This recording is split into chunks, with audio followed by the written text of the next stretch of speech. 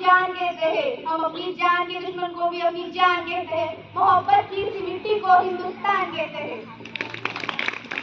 आजकल हमारा ये तिरंगा झंडा भी हमसे पूछने लगा है कि क्या बात है भारत, भारत आजकल फहराने से ज्यादा मैं कफन में दफनाने की वो काम आ रहा हूँ।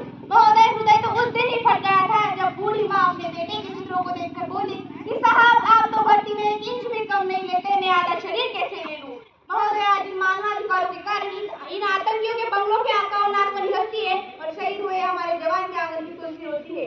जब एक शहीद हुए जवान की विधवा की बेटा चीख चीख कर यह कहती है कि प्यार भी भरपूर गया मांग का सिंदूर गया, प्यार भी भरपूर गया मांग का सिंदूर गया, नन्हे नौनिहालों की लंगोटियां चली गई, छोटी छोटी बेटियों की चोटियां चली गई और आपकी नेत्र का आदमी मरा है साहब, मेरे घर की तो रोटियां ही चली गई, मेरे घर की तो रोटियां ही चली गई। कश्मीर जिसकी सूरत कन्याकुमारी जिसके चरण, कश्मीर जिसकी सूरत कन्याकुमारी जिसके चरण, शहंशाह ताजमहल गए जिनका इस पवित्र भूमि पर उपस्थित आप सभी को मेरा नमस्कार। मैं भारतवर्ष का हरदम अमित सम्मान करती हूँ, मैं भारतवर्ष का हरदम अमित सम्मान करती हूँ, यहाँ की चांदनी मिट्टी का ही गुणगान करती हूँ। मुझे चिंता नहीं है स्वर्ग जाकर मोक्ष पाने की, क्योंकि तिरंगा हो कफन मेरा, बस यही अरमान रखती हूँ। मान्यवर, आजादी के पूर्व देशभक्ति के मायने कुछ और हुआ करते थे और आजादी के बाद कुछ और हुआ करते हैं। मैं नहीं मानती राष्ट्रगान के पावन से कंधे सिर खड़े होकर गाना या वंदे मातरम भारत माता की जय जोर शोर से नारे लगाना ही देशभक्ति है, क्योंकि महोदय ये वो सदी है जहाँ स्वैत व स्वार्थ में रचित लोग मुझे नजर आते हैं। ये वो सदी है जहाँ नीति नियम और नैतिकता जैसे मूल्य कलियों के भाव देते हुए लोग मुझे नजर आते हैं। ये वो सदी है जहाँ सत्य अहिंसा सदाचार समरसता सादगी और स्नेह जैसे आदर्शों की सज्जा उड़ते लोग मुझे नजर आते हैं। इस घर में दो सगे भाई शांति अमन और प्रेम के साथ बड़ी मुश्किल के साथ जीते नजर आते हैं और इस देश के युवा फेसबुक और व्हाट्सएप जैसे सोशल नेटवर्किंग साइट पर चैटिंग वेटिंग और सेटिंग के मायाजाल में फंसे मुझे नजर आते हैं। तकलीफ तो मुझे तब होती है, तकलीफ तो मुझे तब होती है जब आज का नौजवान कानों में हेडफोन लगाए तेजी से बाइक चलाते हुए भूल जाता है कि जिस धरती को वो रोंदे हुए जा रहा है उसका एक एक इंच हासिल करने के लिए हमारे छोटे खून की नदियां बह रही। तकलीफ तो मुझे तब होती है जब आज का नौजवान जिसके खंडों पर जिम्मेदारी थी राष्ट्र निर्माण की और समाज की आशाओं को जोड़े रखने की, वही हुआ मुझे आज पबजी गेम में डूबा और शराब में भीगा हुआ नजर आता है। ऐसी विपरीत परिस्थितियों में देशभक्ति और राष्ट्र निर्माण हम सब के लिए बहुत बड़ी चुनौती बन गई है। केवल सेना में भर्ती होकर भी सिपाही बनना देशभक्ति नहीं होता। आजादी के पहले बात कुछ और थी, तब झांसी की रानी से लेकर शहीद वीर भगत सिंह तक, स्वतंत्र सेनानी सावरकर से लेकर महात्मा गांधी तक इन्हें हम देशभक्ति कहते थे। तब वाले हालात तो पैदा हो जाने के बावजूद भी एक माँ अपने बेटे को सरहद पर दुश्मनों की धज्जियां उड़ाने के लिए भेज दिया करती थी और उसे पत्र लिखाकर भेजा करती थी कि हमारे पत्र लिखा है बड़े ही चाव से, पुत्र मेरे ना घबरा जाना है, इंच भी पीछे ना हट जाना चाहे, इंच कट जाना चाहे, इंच कट जाना। मेरा पूरा परिवार अपनी देशभक्ति साबित कर रहा होता था। तब देश बलिदान मांगता था, तब देश मर जाने को मिट जाने को फांसी चढ़ जाने को कहता था, लेकिन आज देश बलिदान नहीं मांगता, देश मर जाने को नहीं कहता, मिट जाने को फांसी चढ़ जाने को नहीं कहता, बल्कि मेरे विचार में यदि कोई व्यक्ति अपना काम पूरी ईमानदारी पूरी मेहनत और पूरी लगन के साथ करे ना तो वही सबसे बड़ा देशभक्त है। मैं नहीं मानती फेसबुक और व्हाट्सएप की डीपी को 3 रंगों में रंगना ही देशभक्ति है। और यदि आप कहेंगे साल में 2 बार हाथ में तिरंगा ले लेना ही देशभक्ति है, तो मैं पूछना चाहूंगी फुटपाथ पर रहने वाला वो बच्चा ट्रैफिक की छांव में नंगे पांव में जब तिरंगा बेच रहा होता है तो कैसे आप उसकी देशभक्ति कहेंगे? जी नहीं, ये उसकी देशभक्ति नहीं बल्कि उसके पेट के मुंह की शक्ति है जो उसे ऐसा करने के लिए मजबूर करती है। क्योंकि ना मस्जिद जानते हैं ना शिवालयों को जानते हैं, ना मस्जिद जानते हैं ना शिवालयों को जानते हैं, जो पेट के भूखे होते हैं ना वो बस भोजन के निवालों को जानते हैं, वो बस भोजन के निवालों को जानते हैं। मगर आज आजादी के बाद मायने कुछ बदल गए। आज मैं देशभक्ति के कहूँ तो किसे कहूँ? तो महोदय जो लोग अपने समाज परिवार और देश के प्रति समर्पित का भाव रखे तो वो है देशभक्ति। कर्तव्य पालन का भाव है देशभक्ति। धर्म लोकता को पछाड़ कर ईमानदारी से किया गया हर काम है देशभक्ति। एक बीमार बुजुर्ग को दवाई दी जाए तो वो है देशभक्ति। एक पत्रकार अपनी पत्रकारी पूरी ईमानदारी से करे तो वो है देशभक्ति। एक अध्यापक अपने छात्रों को पूरी ईमानदारी के साथ पढ़ाए तो वो है देशभक्ति।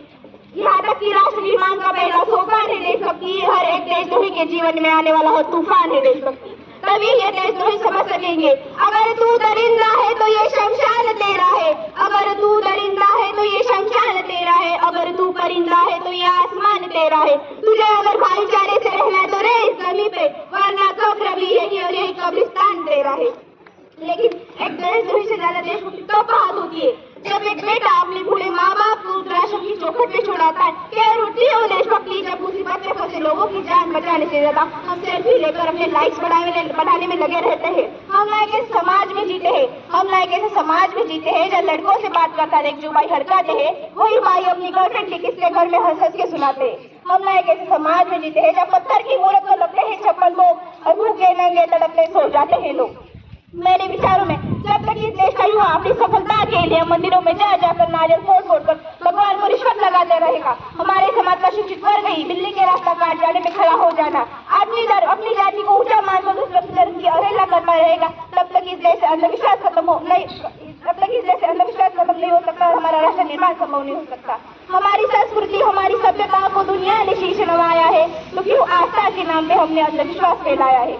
मॉनिटर में सोने वाले लोगों अभी भी जाग जाओ, अभी भी वक्त है कि जाग जाओ। इससे पहले तुम्हारी इन राष्ट्रों को ले डूबे। भाषा के नाम में लड़ने झगड़ने वाले लोगों अपनी राष्ट्रभाषा को जब का सिमोर बनाओ, राष्ट्र हित में अपना योगदान दो, क्योंकि महोदय लड़ने झगड़ने से ऊंच नीच करने से हमारा राष्ट्र निर्माण नहीं हो सकता। अरे क्या ऊंच क्या नीच क्या अमीरी क्या गरीबी क्या यही हमारी सच्ची देशभक्ति। जातिवाद नातीवाद लक्षणवाद और खास करके भ्रष्टाचारी राष्ट्र निर्माण में समस्या निर्माण कर रहे हैं। ये बलात्कारी चाहते हैं कि औरतों की इज्जत लूट ले, ये शराबी चाहते हैं भारत लूट कर इन लोगों की तुच्छ मानसिकता के कारण आज मुझे मेरा अखंड भारत खंड खंड होता हुआ नजर आ रहा है। तब मैं ऐसे देशद्रोहियों के लिए जरूर कहना चाहूंगी, ए हवाओं में जहर घोलने वालों की गायें हमारे इशारों से बदलती है। अरे तुम क्या बदलोगे हस्ती हिंदुस्तान की हम शेरों के दिलों में माँ भारती बसती है, माँ भारती बसती है। मगर आज आजादी के बाद मायने कुछ बदल गई। आज मैं देश तो आओ एक उम्मीद बने, एक उम्मीद के साथ चले, हर राज्यों के साथ हाथ मिलाए, उनके खान पान रहन सहन बोलचाल से परिचित हो, क्योंकि महोदय अगर विश्व के सामने खड़ा रहना है, विश्व की चुनौतियों का सामना करना है तो हम सबको मिलना होगा, एक ताकत बननी होगी। क्योंकि महोदय अकेले तो हम बूंद की तरह है, मिल जाए तो सागर, अकेले तो हम कागज है, मिल जाए तो जालन, अकेले तो हम कागज है, मिल जाए तो किताब, अकेले तो हम दुआ है, मिल जाए तो इबादत, और युवाओं अकेले तो हम पत्थर है, मिल जाए तो इमारत। ये मिलने की शक्ति, ये मिलने की ताकत तभी जाके इस देश के बच्चे, इस देश के युवा, इस देश के हर बूढ़े बहादुरी से आवाज में कह पाएंगे, चीन हो रूस हो या हो फिर वो पाकिस्तान, चीन हो रूस हो या हो फिर वो पाकिस्तान, मेरे हिंदुस्तान से टकराना खेल नहीं आसान, मेरे हिंदुस्तान से टकराना खेल नहीं आसान। तब मेरा ये देश विश्व ग्रुप बन पाएगा। महोदय जिन देशभक्तों ने हमें वतन के आबरू में मरना सिखाया, जिन देशभक्तों ने हरिजनों मशावत की बुनियादी जीने का हक दिया, जिन देशभक्तों ने ऊंच नीच का खात्मा किया, जिन देशभक्तों ने जात पात के खिलाफ सबसे पहला नारा लगाया और तालीम दी कि इंसान जात पात की बुनियाद पे नहीं बल्कि तकवा गिरी और सच्चाई की बुनियाद पे पड़ा होता है। आज हम सबको इन सभी बातों को अमल करने की जरूरत है। ए युवानों, कागज की नाव को छोड़ दी हमने, अब समंदर की जिम्मेदारी है। अब हमारे ऊपर घर परिवार की नहीं बल्कि पूरे भारत देश की जिम्मेदारी है। हमें पूरे भारत देश को सजाना है, संवारना है। और मैं ये कहना चाहूंगी, ये मेरे देश की जिम्मेदारी नहीं है हमें आगे बढ़ाने की, ये हमारी जिम्मेदारी है कि हम देश को आगे बढ़ाए। जब मैं आज महिलाओं की बात करूँ तो आज महिलाओं को आरक्षित होने की नहीं बल्कि संरक्षित होने की जरूरत है, क्योंकि आज दहेज पीड़न, यौन पीड़न, कन्या भ्रूण, बलात्कार जैसी बातें मुझे बढ़ती हुई नजर आ रही है। जब इस देश में ये सभी बातें मिट जाएंगी, हर नागरिक महिलाओं का सम्मान करना सीखेगा, तब मैं समझती हूँ कि राष्ट्र निर्माण की ओर बढ़ाया हुआ हमने सकारात्मक कदम होगा। जब मैं आज यहाँ महिलाओं की राजनीति की बात करूँ तो मुझे राजनीति से परहेज नहीं, मुझे राज की नीति से ऐतराज है, क्योंकि चुना हुआ उम्मीदवार जनता के लिए राजा नहीं बल्कि उसका सेवक होना चाहिए, और संसद में फैसले जगह के नहीं बल्कि नीतियों को समझ कर दिए जाएंगे।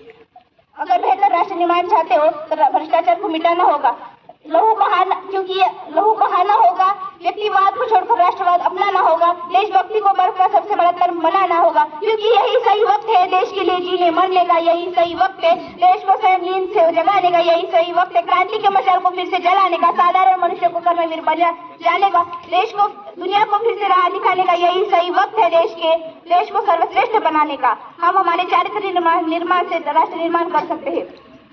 तो महोदय, हमारा राष्ट्र मतलब तब संभव नहीं हो सकता जब ये मंदिर में नहीं बल्कि ज्ञान हर घर में ज्ञान की रोशनी फैल पाएगी, चादर मस्जिद में नहीं बल्कि हर सर बदन पे ढके जाएगी, शादी सिगरेट में नहीं बल्कि दो भाइयों के बीच नजर आएगी।